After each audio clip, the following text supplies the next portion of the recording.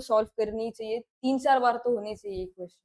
Good. Physics chemistry जैसा math का approach तो नहीं चलेगा, क्योंकि फॉर्मूले याद भी होना इम्पोर्टेंट है, क्योंकि अगर दिमाग में याद नहीं होंगे तो क्वेश्चन का अप्रोच भी नहीं करेक्ट, आएगा। करेक्ट। याद भी होने चाहिए, याद प्रैक्टिस से ही होते हैं, लिख लिख। सेक्शनल टाइमिंग कैसे मैनेज किया? सेक्शनल टाइमिंग मतलब एक सेक्शन को स्पेसिफिक उतना ही टाइम दिया, उसके बाद दूसरा सेक्शन, तो ये पहले से दिमाग में था आपके? हाँ, मैंने वो वही सोच के रखा था कि अगर एक केमिस्ट। हेलो एवरीवन, आज हम एक काफ़ी इंटरेस्टिंग पॉडकास्ट देखने वाले हैं जिसमें संपदा जाधव है हमारे साथ। और संपदा की जो जर्नी है लास्ट ईयर जेई मेंस की, उसके बारे में हम काफ़ी बातें करने वाले हैं। Sampada now is in triple IT Pune, so she got very good rank and very good percentile in JEE mains. तो संपदा से हम बात करेंगे। वेलकम संपदा। यस, तो अभी आज हम स्ट्रैटेजी के बारे में भी बात करेंगे। जो इस साल के बच्चे जेई देने वाले हैं उनको भी काफ़ी इसका बेनिफिट होने वाला है, और जो बच्चे अगले साल देने वाले हैं उनके बारे में भी हम बात करने वाले हैं। सो हाँ संपदा, पहला सवाल कि ट्रिपल आईटी कैसा है? How is triple IT? College तो बहुत अच्छा है और सब टीचर्स भी बहुत अच्छे हैं, मतलब जिसके लिए हम सोचते हैं कि कॉलेज जाके जो हमें नॉलेज गेन करना है या फिर जो एक्सप्लोर करना है, वो सब अपॉर्चुनिटीज वहाँ पे मिलती है। बहुत बढ़िया। ये आपने ऐसे सोचा था कि एक बड़ा एक कॉलेज मिलेगा या एक अच्छी ब्रांच मिलेगी, ऐसा कभी सोचा था या पढ़ाई करते गए और ये हो गया? मैंने कभी सोचा नहीं था कि कौन सा ये ड्रीम कॉलेज होना चाहिए या फिर इस कॉलेज में एडमिशन लेना है। बस पढ़ाई करते रही और फिर लास्ट में जो रैंक आई उसके बाद सब डिसाइड किया कि कौन सी ब्रांच लेनी है, कौन सा कॉलेज लेना है। ब्रिलियंट। तो ऑब्वियसली एक ड्रीम कॉलेज होता है सबका, but getting a college like triple IT is very much dream for every student, right? So अभी एक महीने में जनवरी में ऑलमोस्ट एग्जाम है, 24 जनवरी के आसपास जेई का। तो एक लास्ट मंथ की स्ट्रेटेजी क्या होनी चाहिए स्टूडेंट्स के लिए? आपने किस तरीके से प्रिपरेशन किया था, और लास्ट मंथ में क्या स्ट्रेटेजी रखनी चाहिए स्टूडेंट के लिए, इसके बारे में बताओ। लास्ट मंथ स्ट्रैटेजी बस इतनी होती कि आपका रिवीजन बहुत अच्छा होना चाहिए और मॉक बहुत सारे देनी चाहिए, क्योंकि वही अल्टीमेट प्रैक्टिस है और पेपर भी उसी के हिसाब से है, तो फिर मॉक बहुत सारे देने चाहिए और रिवीजन। तो रिवीजन मतलब रिवीजन में क्या करना चाहिए? पीवाईक्यू सॉल्व करने चाहिए या थ्योरी पढ़नी चाहिए, क्या लगता है? रिवीजन करते वक्त मैंने पहले जो टॉपिक है उसकी थ्योरी रिवाइज की थी, जो भी नोट्स निकाले उसमें से फॉर्मूला होंगे, जो भी थ्योरी होंगी वो, और फिर बाद में सीधा पीवाईक्यू। पीवाईक्यूज करने, तो पीवाईक्यूज कितने साल के मिनिमम करने चाहिए? मतलब पिछले मतलब 2010 से 11 से करनी चाहिए या 22, 23, 24 ऐसे करनी चाहिए? पीवाईक्यू मिनिमम 5 इयर्स बैक के तो करने ही चाहिए। अच्छा। अच्छा, और फिर मैंने किए थे 3-4 साल पहले वाले किए थे। अच्छा। और स्पेसिफिकली अभी लास्ट 1 मंथ बाकी है, अभी काफी सारे बच्चों ने एक्सेलरेट किया है उनकी पढ़ाई को। सो ऐसा आइडियल तो कुछ होता नहीं है, बट फिर भी आइडियली कितने आवर्स की पढ़ाई होनी चाहिए एग्जाम पीरियड में? मतलब अभी 1 घंटा है, अब 1 महीना बाकी है, हम्म। तो कितने घंटे पढ़ाई करनी चाहिए मिनिमम?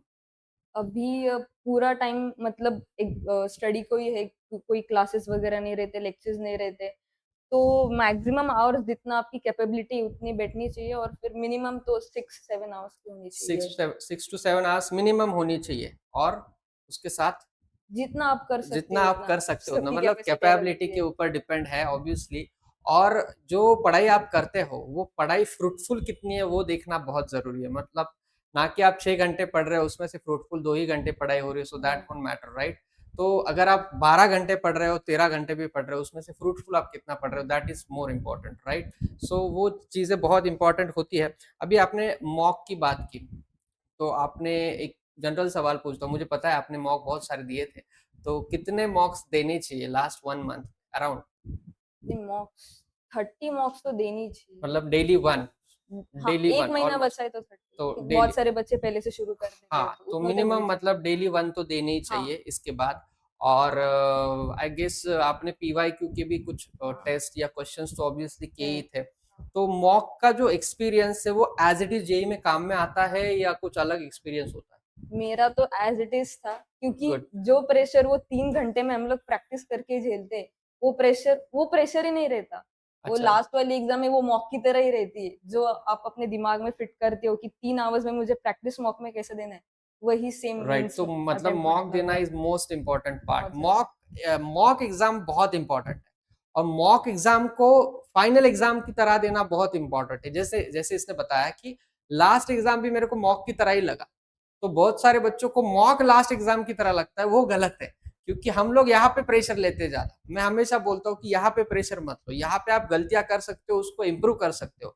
वो चीज आप मॉक में नहीं कर सकते, लास्ट में एग्जाम में नहीं कर सकते। तो मॉक में गलतियां अलाउड है, बट उसको इम्प्रूवमेंट भी बहुत इंपॉर्टेंट है। सो आई गेस इम्प्रूवमेंट करते हुए आगे जाना चाहिए, और उसी तरीके से आप आगे जा सकते हो।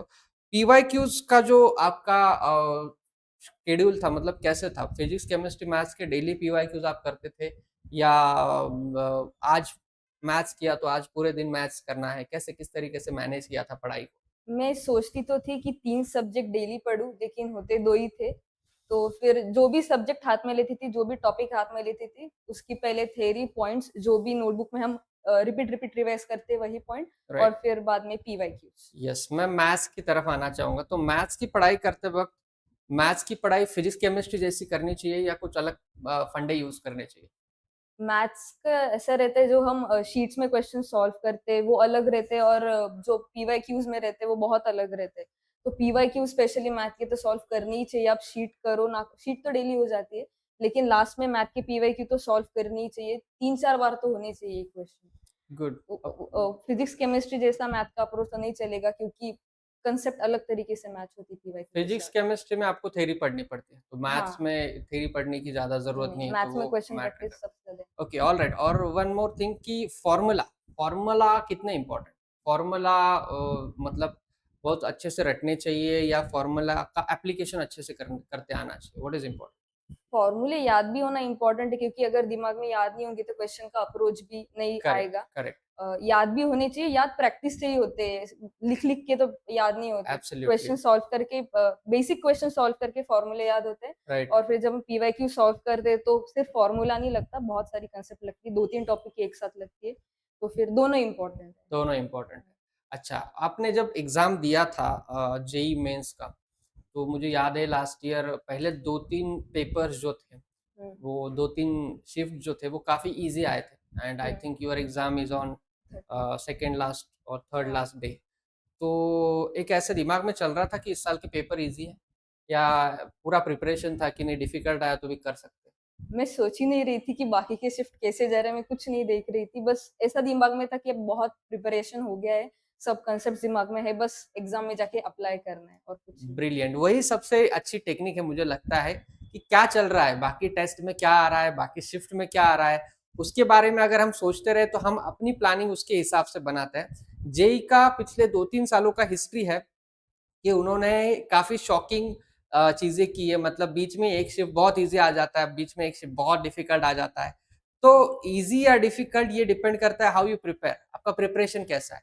आप प्रिपरेशन किस लेवल पे कर रहे हो, उस हिसाब से वो आप पेपर दे सकते हो। बाकी जो चीज़ें हैं ऑब्वियसली थोड़ा बहुत तो मैटर करता है, ईज़ी मतलब गेटेबल क्वेश्चन ज़्यादा आते हैं, और डिफ़िकल्ट मतलब थोड़े लेंथी क्वेश्चन ज़्यादा आते हैं। बाकी एज़ सच तो मुझे लगता नहीं कुछ फ़र्क पड़ता होगा उसमें।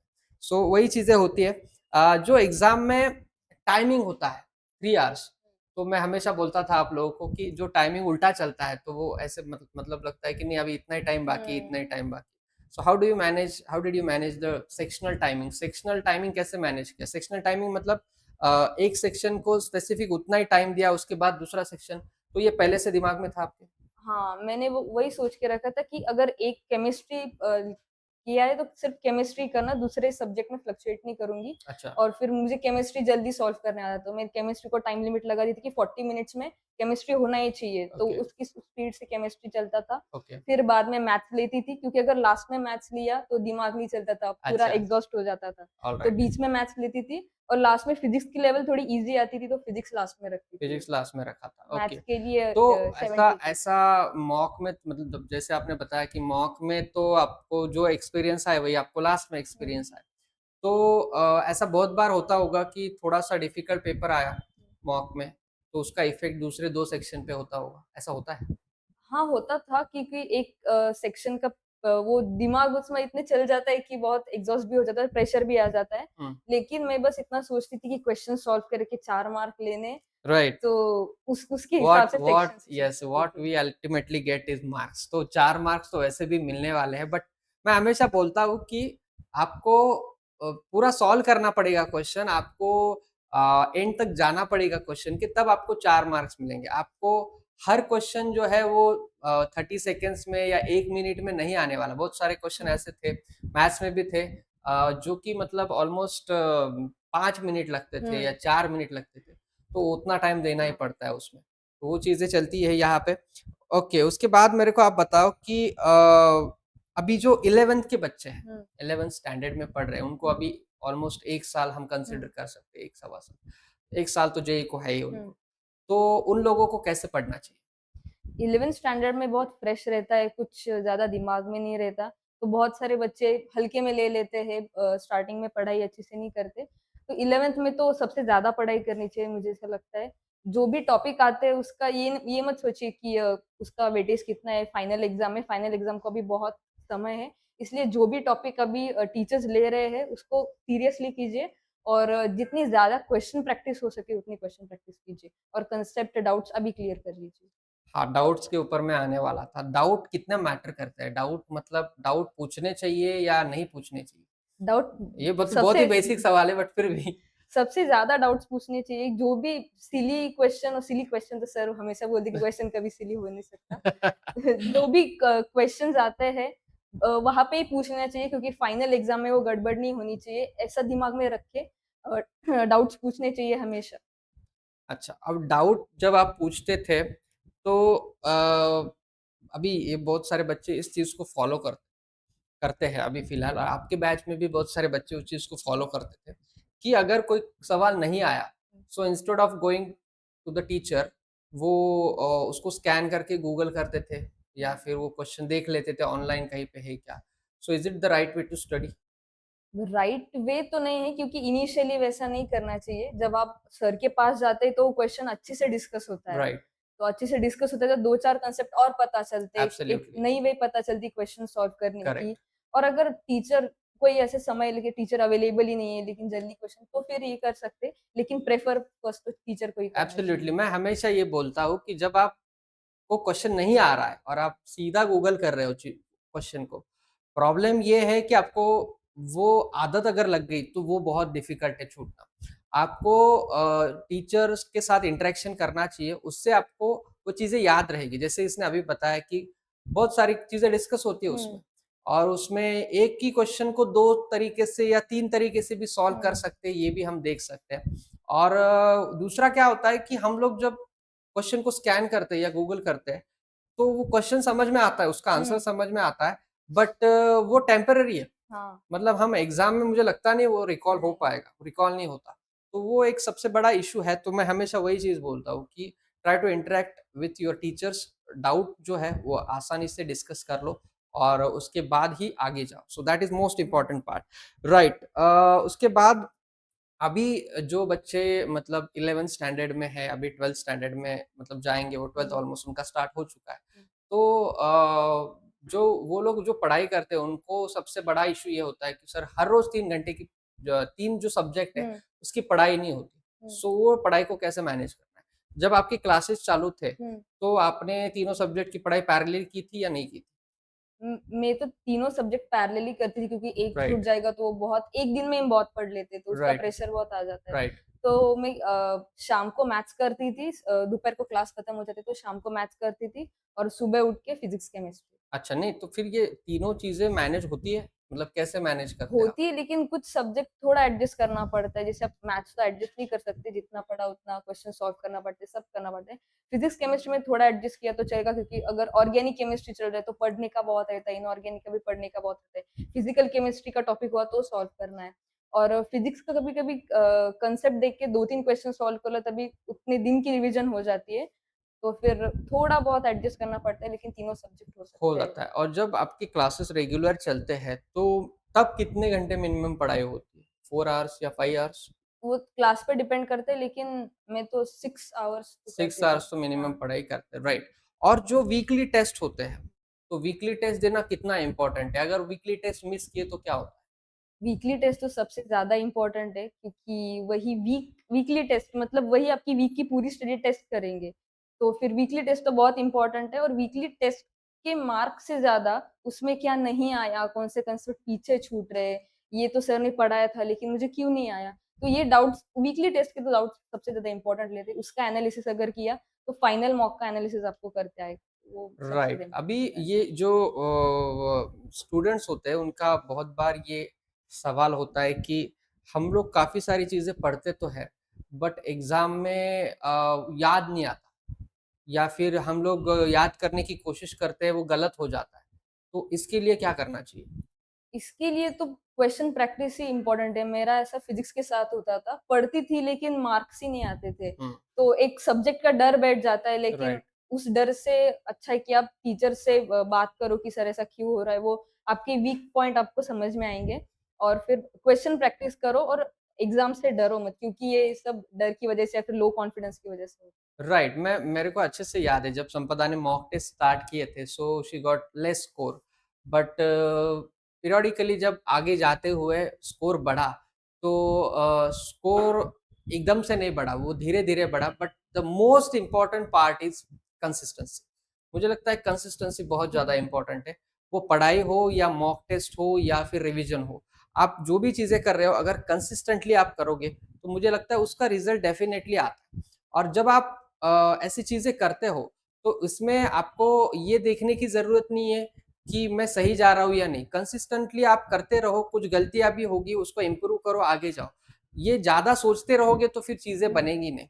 सो सोचने से अच्छा करना ज़्यादा इम्पोर्टेंट है, मुझे लगता है, right? I think you got very good marks in MST CET also. So students को बताओ कि सीईटी के लिए अलग से पढ़ाई करनी पड़ती है या जेईई की पढ़ाई करने के बाद हो जाता है? मैंने तो जेईई की पढ़ाई की थी, सीईटी के मॉक भी नहीं दिए थे, एकदम एग्ज़ाम के पहले दिए थे। तो जो जेईई का सिलेबस है वही सीईटी का सिलेबस है। क्वेश्चन बस सीईटी में थोड़े ईज़ी लेवल के आते हैं, ज़्यादा सोचना नहीं पड़ता, जल्दी हो जाते हैं। तो जेईई और सीईटी का सिलेबस तो सेम है, तो ऐसा बोल के नहीं, कोई मतलब फ़ायदा नहीं कि ऐसा मैं सीईटी ऐसा के लिए कभी पढ़ रहा हूँ। होता है क्या कि नहीं जेई की पढ़ाई की, बहुत डिफिकल्ट क्वेश्चन की प्रैक्टिस की, तो सीईटी के इजी क्वेश्चन नहीं आते? नहीं, तो इजी तो ऐसा है ही नहीं अभी कुछ, मतलब मैथ्स में तो मैंने देखा हाँ, तो बहुत डिफिकल्टी बढ़ गई है। तो जो जेई की पढ़ाई की उसका डायरेक्ट बेनिफिट हुआ सीईटी में? हाँ, डायरेक्ट बेनिफिट हुआ। डायरेक्ट बेनिफिट क्योंकि हुआ। सिलेबस सेम है, बस क्वेश्चन की लेवल थोड़ी कम हो जाती है, वन लाइनर आ जाता है, ऐसा अच्छा, हो जाता है। अच्छा। बाकी तो कुछ एग्ज़ाम में फ़र्क एग्जाम में नहीं है। फ़र्क नहीं है। और दूसरी बात, मेंस आपने दिया था, 2 बार मेंस दिया। पहली बार मेंस देने में और दूसरी बार मेंस देने में क्या फ़र्क है? मैं हमेशा बोलता हूँ कि first attempt is last hmm, attempt, वो दैट इज़ मोस्ट मोस्ट हाँ। Important attempt. तो रियली ऐसा होता है? मतलब ये एग्ज़ाम में जब आपने फ़ील किया कि फर्स्ट अटेम्प्ट में ज़्यादा आप जोश के साथ एग्ज़ाम देते हो, या फिर फर्स्ट अटेम्प्ट में अच्छे मार्क आए इसलिए सेकंड अटेम्प्ट में थोड़ा कम जोश के साथ देते हो, ऐसा कुछ हुआ है? मेरे साथ ऐसा होता कि फर्स्ट अटेम्प्ट जब था, तब आगे-पीछे दूसरी कोई एग्ज़ाम ही नहीं थी, सिर्फ राइट, जेईई मेन्स ही थी, तो राइट, फ़ोकस सिर्फ जेईई मेन्स ही था। राइट, जेईई मेन्स पहली फुल फ़ोर्स के साथ देने के बाद बोर्ड्स आते हैं, फिर सेकंड सीईटी अटेम्प्ट आती आता है, फिर सीईटी है। आती है, राइट, फिर एडवांस होती है और बहुत सारे एग्ज़ाम्स होते राइट, हैं। राइट। तो बाद में बहुत ज़्यादा बर्डन बढ़ जाता है, तो फर्स्ट अटेम्प्ट तो अच्छे से ही देना चाहिए, क्योंकि first attempt second is most attempt में इम्पोर्टेंट। पिछले बोर्ड्स हो जाते हैं, फिर सीईटी की एग्ज़ाम हो जाती है, बहुत सारे टारगेट रहते हैं बाद में। तो तो वो मुझे लगता है जो बच्चे कम प्रिपेयर्ड हैं, वो भी सेकंड अटेम्प्ट में ज़्यादा प्रिपरेशन करके आते हैं, तो उसका इफ़ेक्ट होता है कि जो कट ऑफ है वो बढ़ता है। तो उसीलिए फर्स्ट अटेम्प्ट में आपको अच्छे से प्रिपेयर हुँ, अगर आप करोगे, तो अच्छा रैंक आपको मिल हुँ, सकता है फर्स्ट अटेम्प्ट में, ऑब्वियसली। उसके बाद जब आप फिज़िक्स, केमिस्ट्री को मैथ्स के साथ कंपेयर करते हो, फिज़िक्स, हुँ, केमिस्ट्री मैं इसलिए अलग रख रहा हूँ क्योंकि फिज़िक्स, केमिस्ट्री ये दोनों ग्रुप में आता है, इंजीनियरिंग भी और मेडिकल भी। हुँ, तो मैथ्स का जो फैक्टर होता है, वो हुँ। कैसे इम्पोर्टेंट है जेईई के लिए? मैथ्स का तो बहुत ज़्यादा इम्पोर्टेंट है, क्योंकि अगर पीसीबी के स्टूडेंट देखेंगे तो वो फिज़िक्स, केमिस्ट्री में स्कोर करेंगे, क्योंकि लेवल अच्छा, वो भी वैसा जेईई के रहता है। एग्ज़ाम देते हैं। हाँ, हाँ, वो भी देते तो फिर उनका स्कोर तो फिज़िक्स, केमिस्ट्री मतलब 300 आउट ऑफ 200 या 190 उतना भी स्कोर करे तो बहुत ज़्यादा होता है। राइट। और वो सिर्फ फिज़िक्स और केमिस्ट्री सॉल्व वो करके भी 3 उतना ल घंटे में। हाँ, हाँ, 3 घंटे हाँ, में। वो भी 3 घंटे में। वो उतना सॉल्व करके ला राइट, रहे तो आप अल्टीमेटली पीछे हो जाओगे रेस राइट, से। राइट। तो मैथ्स पे तो फोकस होना ही चाहिए, क्योंकि अगर और रेस में आगे रहना है तो मैथ्स। राइट, और मुझे लगता है मैथ्स ही डिसाइड करता है कि आपका ओवरऑल हुँ, परसेंटाइल क्या होगा। क्योंकि जब आप प्रिपरेशन करते हो, तो आप तीनों सब्जेक्ट का प्रिपरेशन करते हो, और जैसे आपने बताया कि नीट के जो बच्चे हैं वो फिज़िक्स, केमिस्ट मतलब वो भी जेईई अगर दे रहे हैं तो फिज़िक्स, केमिस्ट्री सॉल्व करेंगे, उनको 3 घंटे मिलेंगे सॉल्व हुँ, करने में। आपको 3 घंटे में 3 सब्जेक्ट करने हैं, और फिज़िक्स, केमिस्ट्री वो अगर सॉल्व करेंगे तो अल्टीमेटली वो फिज़िक्स, केमिस्ट्री का कट ऑफ ऊपर हुँ, लेके जाएँगे। सो maths will be the hmm, deciding factor, तो मैथ्स बहुत ही ज़्यादा इम्पोर्टेंट है। और इसके बाद जो आपने वर्कशीट या जो भी क्वेश्चंस क्लास में दिए जाते हैं, तो डेली बेसिस पे मैथ्स का रिवीजन कैसे होता है? बहुत सारे बच्चे पढ़ के रिवीजन करते हैं, पढ़ के मतलब रीड करते हैं हुँ। क्वेश्चंस को, और वो सोचते हैं कि रीड कर लिया, समझ में आ गया तो हो गया काम। तो मुझे लगता है मैथ्स को तो रीड करके कुछ हुँ। होगा नहीं। What is the best way to do it? Maths का पहले तो जो क्लास में पढ़ाया वो ओरली रिवाइज़ किया तो भी चलेगा, या फिर मुझे लिखने की आदत थी, सो जो भी पढ़ती थी, थ्योरी हो कुछ भी हो, वो मैं लिख के लेती थी एक साइड में नोटबुक में। तो फॉर्मूले ऐसे पहले तो रिवाइज़ कर लेती थी, फिर जो भी क्लास में क्वेश्चन हुए वो दोबारा रिवाइज़ करती थी और फिर शीट के या फिर रेफरेंस बुक के क्वेश्चन सॉल्व करती थी। राइट, मुझे बहुत अच्छे से याद है, मतलब जब संपदा ने नया-नया इंस्टीट्यूट जॉइन किया था अपना, तो वो बहुत डिटेल में आंसर्स लिखती थी। बहुत सारे एग्ज़ाम्स में मुझे पता है। स्टेट बोर्ड की आदत थी। यस, तो वो उसको स्टेट बोर्ड की आदत थी, तो वो बहुत डिटेल में लिखती थी और मैं बोलता था यार टेस्ट है, आपको स्टेप्स को मार्क नहीं है, you have to attempt the questions, maximum number of questions. तो अगर तेरे को सारे क्वेश्चन आते हैं तो तेरा फोकस होना चाहिए अटेम्प्ट करने के हुँ, ऊपर, ना कि वो सॉल्व करने के ऊपर पूरा। तो उसके बाद धीरे-धीरे इम्प्रूवमेंट हुआ, but the most important thing कि she is really hard working, वो चीज़ बहुत इम्पोर्टेंट है। आपको सिर्फ टैलेंट होके भी फ़ायदा नहीं, आपको मेहनत भी उतनी करनी पड़ेगी। दूसरी इम्पोर्टेंट चीज़ जो मैं ऑब्ज़र्व करता हूँ कि काफ़ी सारे बच्चे बहुत सिंसियरली उनके मेंटर्स की बात सुनते हैं, उसमें से एक संपदा थी, क्योंकि आप ये चीज़ें जब बताते हो किसी को, तो वो सामने वाले का वो लिसन करने की कैपेबिलिटी भी होनी चाहिए और उसको फॉलो करने की इच्छा भी होनी चाहिए। तो वो चीज़ आई थिंक उसने बहुत अच्छे से की थी। तो उसका मुझे लगता है बहुत अच्छे से बेनिफिट भी हुआ उसको। और जो आप चीज़ें करते हो ड्यू कोर्स 2 साल में, तो वो करते वक़्त आपको काफ़ी बार अप डाउन्स आएँगे, मतलब आपको लगेगा कभी पढ़ाई करनी है, कभी नहीं करनी है। तो बहुत बार आप अगर डिस्कस करोगे तो वो चीज़ें जो है, वो सॉर्ट आउट हो जाती है, राइट? तो 11th के जो अभी बच्चे हैं, अभी जो 11th में है, अभी 12th में जाने वाले, उनके लिए बेस्ट एडवाइस क्या दोगे आप? बेस्ट एडवाइस तो यही रहेगा, क्योंकि 11th में शुरुआत में कुछ डायरेक्शन नहीं रहती कि एग्ज़ैक्ट कैसे प्रिपेयर करना चाहिए, क्या करना चाहिए। तो खुद से कुछ डिसाइड करने से पहले ये बात ध्यान में रखनी चाहिए कि teachers are your best friend. कुछ भी डिस्कस करना हो, वो पहले टीचर्स के साथ डिस्कस करो और फिर जो प्रिपरेशन है, जो भी स्ट्रैटेजी है, जो भी प्रॉब्लम्स आ रहे हैं उनको। अच्छा, और जब अभी बहुत सारे बच्चों का क्या रहता है 11th के कि अभी हो गए 6 महीने, तो मतलब उनको लगता है वो 10th में ही है या फिर चलता है, मतलब रेस्ट ईयर है वो। हुँ, तो अभी तो ऐसा है नहीं, मतलब मैंने पिछले काफ़ी सालों से ऑब्ज़र्व किया है, तो बहुत डेडिकेटेडली अगर 11th में अगर आप पढ़ रहे हो, तभी आपको 12th में उसका हुँ। बेनिफिट मिलता है। तो ठीक है, अभी कुछ लोगों ने बहुत अच्छे से पढ़ाई की है फॉर एग्ज़ाम्पल, और कुछ लोगों ने नहीं की है। तो दोनों के लिए क्या बेस्ट रहेगा आगे के 1 साल में? 1 साल के लिए यही बेस्ट रहेगा कि जो भी पिछले क्वेश्चन है, अभी जो भी मतलब वैकेशन टॉपिक्स आते हो हैं, चुके हाँ, हैं, हाँ। टॉपिक्स हो चुके हैं, तो वैकेशन में उनका प्रिपरेशन कर लो, जो भी बैकलॉग रहेगा उनका। बैकलॉग के ऊपर भी मैं बात करने वाला था कि बैकलॉग ये जो वर्ड है ये बहुत बच्चों को सताता है। हुँ। तो बैकलॉग की पढ़ाई आपने कैसे की? बैकलॉग तो मुझे ज़्यादा टॉपिक जिनकी क्वेश्चन प्रैक्टिस कम हो गई वही बैकलॉग है। राइट, तो फिर मैं वैकेशंस में वो कवर कर लिया था। लेकिन जो अच्छा। रनिंग टॉपिक है उसको पीछे छोड़ के नहीं, दूसरा अगर टॉपिक। फॉर एग्ज़ाम्पल किसी बच्चे के 2 टॉपिक रह गए हैं, हुँ। तो उसने वो 2 टॉपिक जल्दी से कवर करने की कोशिश करनी चाहिए, मतलब जो करंट टॉपिक चल रहा है उसको स्टॉप करके, या फिर पैरेलली थोड़ा-थोड़ा बैकलॉग करना चाहिए, क्या लगता है? अ, खुद पे डिपेंड करता है, क्योंकि डेली मैं 3 सब्जेक्ट करती थी, तो उतना स नहीं, तो टाइम फिर नहीं मैं मिलता हमेशा था ये सब बोलता डेली। था ना कि अगर आपने बैकलॉग को अभी किया तो आज का कल बैकलॉग हो हाँ, जाएगा। तो वो चीज़ मैटर करती है ना। हाँ, तो एक साथ अगर आपने पूरा बैकलॉग कवर कर लिया, तो वो प्रॉब्लम करेगा? हाँ, प्रॉब्लम करेगा, क्योंकि जो करंट टॉपिक चल रहा है वो तो छोड़ के नहीं नहीं जमेगा। जा सकता। तो करंट टॉपिक कर लो, और जब भी कभी संडे को या फिर किसी भी छुट्टी के दिन अगर टाइम मिलेगा, वो टॉपिक अगली किसी टेस्ट में आ रहा है, ग्रैंड टेस्ट है, फुल सिलेबस टेस्ट है, तब वो टॉपिक करो। अगर उस टॉपिक का कुछ टेस्ट में आ नहीं रहा है तो फिर अभी करके कोई फ़ायदा नहीं है। राइट, तो बैकलॉग जो मैंने अभी बताया था कि पैरेलली आपको थोड़ा-थोड़ा बैकलॉग करना है। कैसा होता है कि आप जब सोचते हो कि बैकलॉग बहुत बाकी है इसलिए करंट का नहीं आ रहा है, तो देखो वो जो डिपेंडेंट टॉपिक है वो तो यार कभी भी करना ही है आपको। लेकिन जो नॉन डिपेंडेंट टॉपिक है वो ज़्यादा इम्पोर्टेंट है कि नॉन डिपेंडेंट अगर टॉपिक है तो आप करंट के शेड्यूल को मिसमैच करके आप आगे नहीं जा सकते, उसको डिस्टर्ब नहीं कर सकते आप। तो करंट का शेड्यूल तो वैसे ही रखना पड़ेगा, बैकलॉग जो है वो थोड़ा-थोड़ा कवर करो। मतलब अगर बैकलॉग देखो फॉर एग्जांपल एक टॉपिक है मैथ्स का सीक्वेंस एंड सीरीज जो कि काफ़ी बड़ा टॉपिक है। अगर आप ऐसा सोचोगे कि मैं 2 ही दिन में ये कवर करूँगा और फ्रेशली कवर करूँगा मतलब मैंने कुछ भी नहीं पढ़ा है और मैं 2 दिन में कवर करूँगा तो वो पॉसिबल ही नहीं है। क्योंकि वो रेगुलर आपका जब लेक्चर होता है तो पूरे डिटेल क्वेश्चन लेने में ऑलमोस्ट आई गेस 3 वीक लगते हैं। 2 से 3 वीक पूरे सब टाइप के क्वेश्चन लेने में, सब पूरा लेने में। अगर आप 2 दिन में कवर कर रहे हो तो बहुत सारी चीज़ें आप मिस करोगे। उससे अच्छा आप 1 वीक में करो, 1 वीक में आप थोड़ा-सा ज़्यादा पढ़ो बैकलॉग को और उसको कवर करो, कोई प्रॉब्लम नहीं है। बट आप जब थोड़ा-सा फास्ट करोगे तो वो फिर से वही हो जाएगा, आपको कुछ याद नहीं रहेगा। आप 3 महीने बाद, 6 महीने बाद आपको फिर से वो प्रिपेयर करना पड़ेगा। तो इस periodic revision is very important obviously but उसके लिए आपको पहले से अच्छा पढ़ना पड़ेगा। So I think that is the most important thing, right? चलो तो बहुत सारे क्वेश्चंस हो गए हैं।